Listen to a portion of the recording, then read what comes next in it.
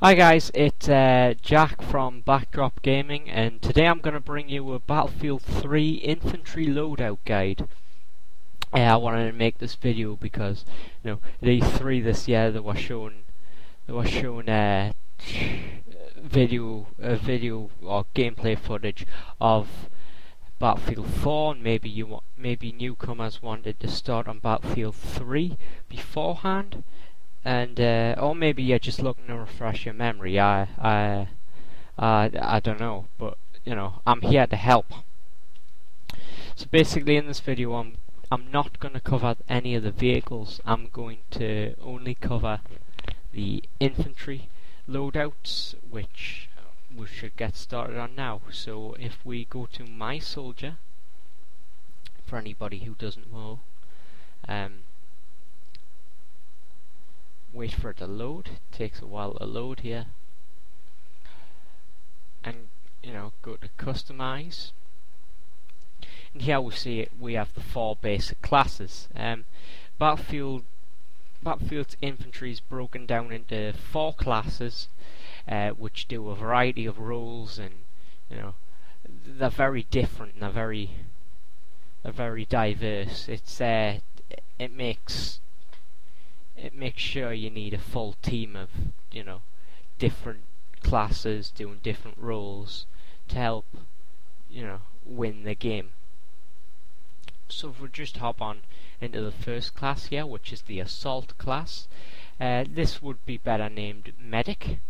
It'd be, you are a medic. You can see here each class has 5 slots here, with the 2 gadgets, the 2 guns, and the specialization, which I will cover later. But first of all, we're just going to go into the guns and attachments. Now you see here the assault class uses assault rifles such as the F2000 and the AN, as you can see there. Basically you can get 3 types of attachment, the first of which is the ACOG scope, or the 4x zoom scope. The scopes are always in this slot, and help you zoom in, but you can't fire from the hip because you're zoomed in, and some of them do limit your visibility but help you shoot and be more accurate at longer ranges. So I always have a scope on, although there are certain guns with good iron sights. An example of this is the F2000's got pretty good iron sights, but the AUG, people like the AUG's iron sights. I'm not a big fan of them. I used to use the AUG a bit more, but I don't now.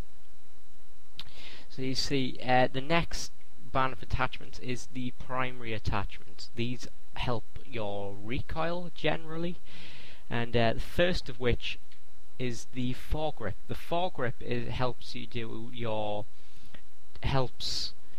generally steady the gun and stop it swaying.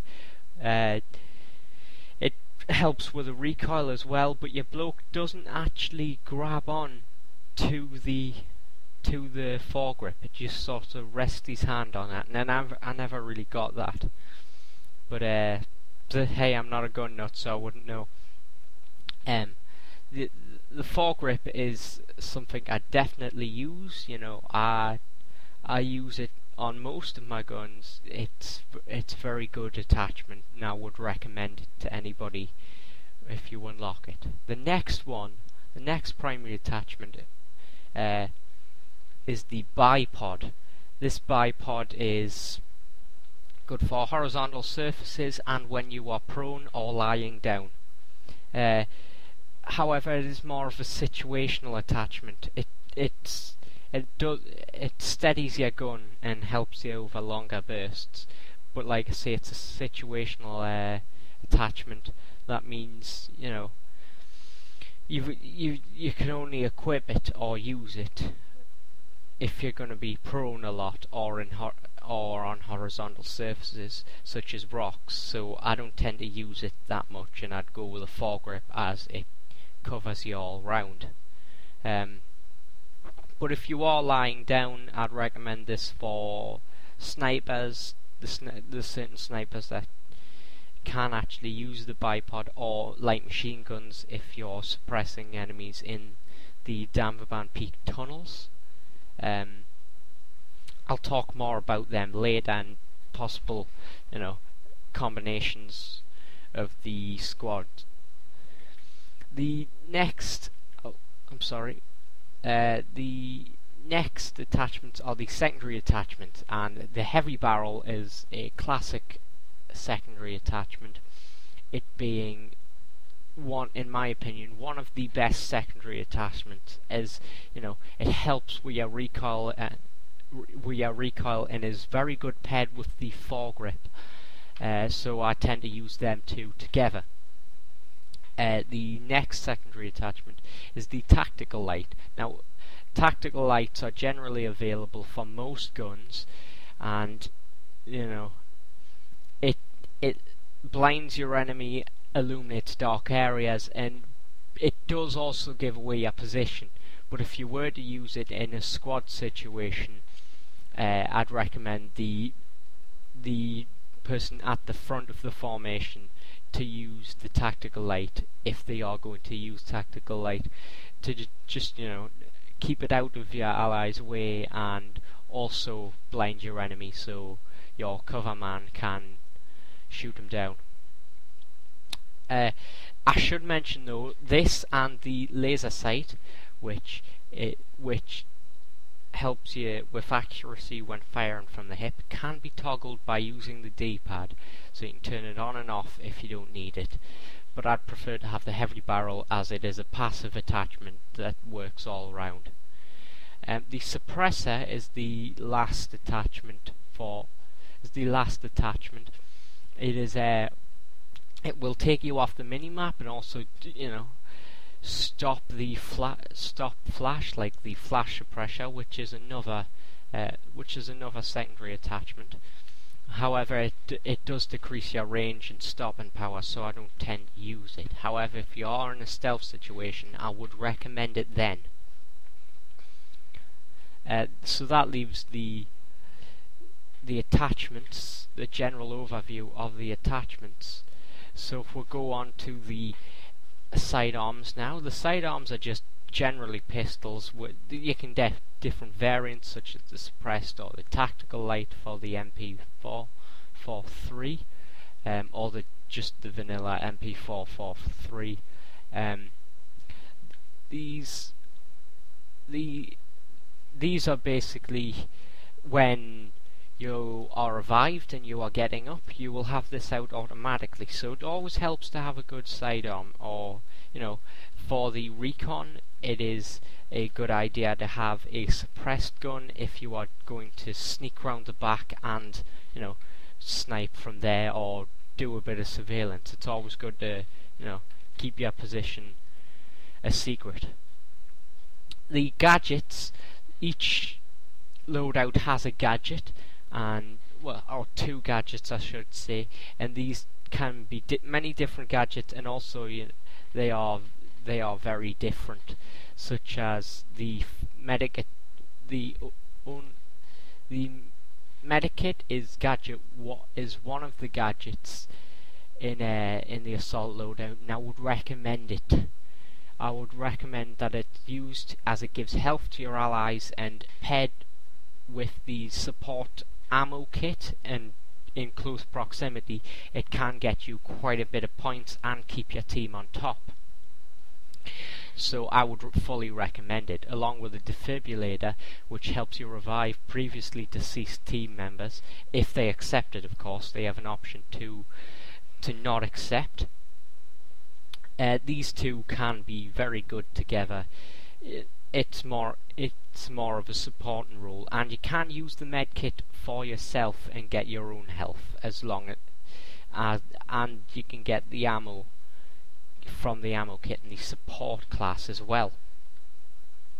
The rest are just generally grenade launchers, the M320. I'm not a big fan of it. You know, many servers ban it.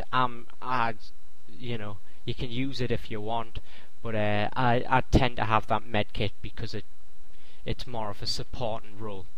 There are many variants such as the shotgun, the smoke screen, which if I was going to use the M320, I would use the smoke screen. It just helps more control points or distract enemies. However, there is an LAG version which I believe is anti-vehicle, but I wouldn't use that specifically. So you know, I've covered.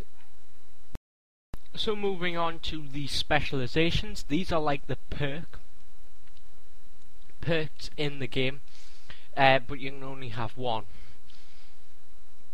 Now you can see I currently have the squad ammo specialization. The squad bit means once you get to a certain level, you unlock a squad variant of a perk you previously got, which means it affects the whole squad. In this case, squad ammo would mean all the squad would get more ammo, and not just me. There are many different types of specializations, such as the flak, which includes grenade resistance, so squad flak can be very useful, and squad sprint as well. A lot of people might underestimate how good being able to run a bit faster can be in certain situations, and if your whole squad can do that, it can be very beneficial when trying to get out of the way of a sudden tank attack or helicopter, or you know, just generally getting to a point faster than your enemy. So you know, what you want to do in a squad is, if you've got the squad variants of the specializations, is spread them out a bit. Try and get, you know, a wide range. I'd recommend the flak, squad sprint, and squad ammo, and then you know, have a fourth one for whatever preference you need in this game. So those are just a few ideas about the assault loadout class. Now, if I move on to the engineer class, this is a very memorable class on account of the fact it's got the big fucking rocket launcher on the back. But I'll get to that later. They use carbines, and the attachments are generally the same for the engineer. It's generally the same as the assault. But and the sidearms, I must say, are the same for all classes, and you will unlock a sidearm for every class when you unlock that particular sidearm. The gadgets, though, are quite different. You can see gadget 1 is always a rocket launcher. The small here is a free aim rocket launcher. However, there is the Stinger and the Javelin, which are lock-on, which do more damage, but you cannot free aim them, which means you cannot use them against personnel. And I like that flexibility, so I use the free aim rocket launchers, even though they are harder to aim at vehicles. Gadget 2, though, is very different. You can see we have the repair tool. This tool is used to repair or disrepair friendly and enemy vehicles, and it can even be used to kill enemies, which is quite entertaining. You see, it is very useful to have, especially on helicopters. If you sit to the side, say for example a little bird, you can repair it while it is flying. So say it just takes a small scratch, you're able to bring it back up to full health in communication with the driver, which makes it much easier to do so. The next secondary attachment is the AT mine, which can be used passively or as part of a big ambush. These can be laid down on the road and be used to destroy a vehicle that drives over it. You can just leave these at a certain point you don't want vehicles getting into, or you know, wait by them to pick up on survivors. but I must say these can be spotted and can be destroyed by enemy infantry, although it is quite awkward to do so. I'm sorry. The next gadget is the AOD bot, which is like a mobile repair tool, but it cannot be picked back up again, so you must consider that when deploying, and also when you're controlling it, you're completely unable to defend yourself, so get yourself out of the way of a firefight. It does also have a range, which must be considered. The AOD bot can only go so far before blowing up, and it is a bit tricky to control, so just be mindful of that. That's all the attachments for Gadget 2, and the specializations are the same for each loadout. So we're going to move on to the support class here. You see, the support classes generally use the LMGs, such as the PK Pecheneg, sorry. They're generally the same, except some have the extended mag option for their secondary attachment, which is quite good if you're going to use the Pecheneg, say in the Danverband Peak scenario again, or the Operation Metro scenario. This can be used to help suppress, and paired with the ammo specialization, it really can make, reloading quite a rarity, which can be very useful in a firefight. So if I just leave that for the moment, you can see the sidearms are again the same. Gadget 1 cannot be changed and is the ammo box. Like I said, if you place it near the med kit, you can pick up on some easy points and XP and really help your team, but keep it near to the med kit and out of the way of fire. You don't want your team having to run out of cover to get ammunition, and you don't want them trailing between point A and point B over the side of over a long distance to get ammo and health. The Gadget 2 though they're a very broad spectrum.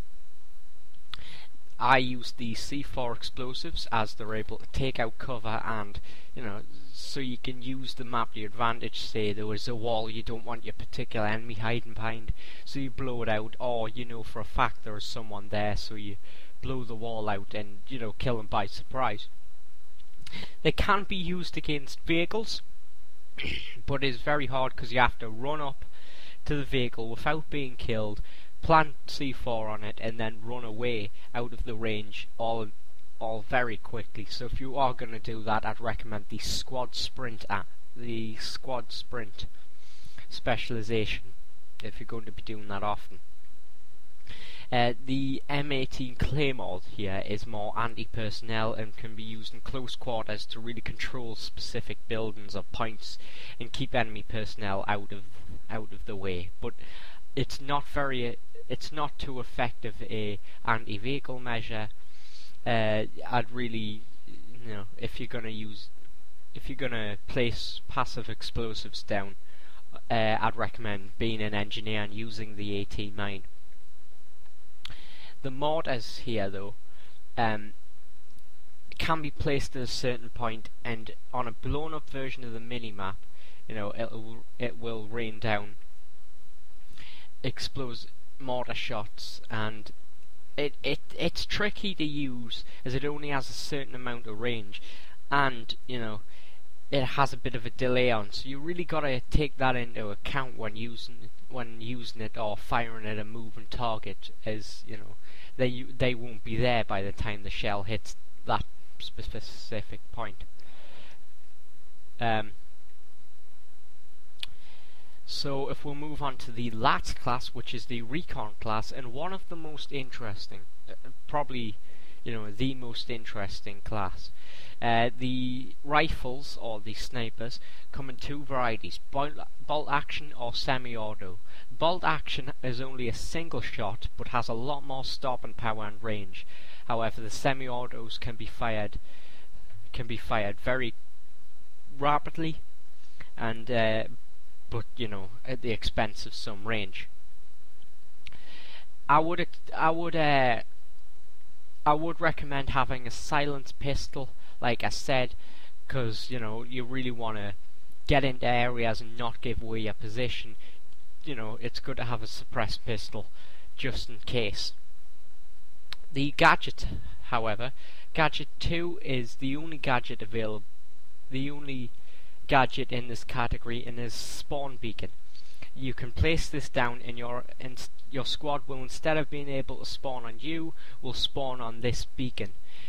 You can spawn on it as well, however you will have to replace it after you use it, and if it is placed in an open area, your team will have to parachute in.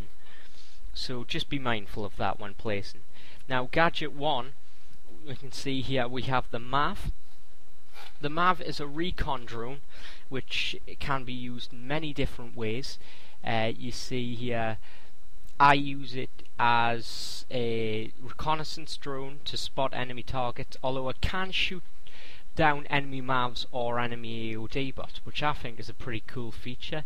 You can use it to watch over a particular squad or teammate, spot enemies coming round, or spot round in conjunction with another sniper who is looking for targets. So just be mindful of that. We'll see here the next one is the TUG, which is a motion sensor. This motion sensor can be placed at any point and will automatically spot enemies, which can be used for acquiring targets or watching your back. The SOFLAM here is a laser designator that will fire against that will not fire, spot and make it easier for for friendly engineers to acquire vehicle targets and shoot them down, which it's a very team supporting role and can be just placed and left and come back to it at any time. It's good in teams, especially with the engineers, which it's very good. So that is it for my Battlefield 3 infantry loadout guide. I hope you enjoyed and I hope it was helpful. If you have any questions, please put them in the comment, and if you like the video, just pop it a like, please. Thanks.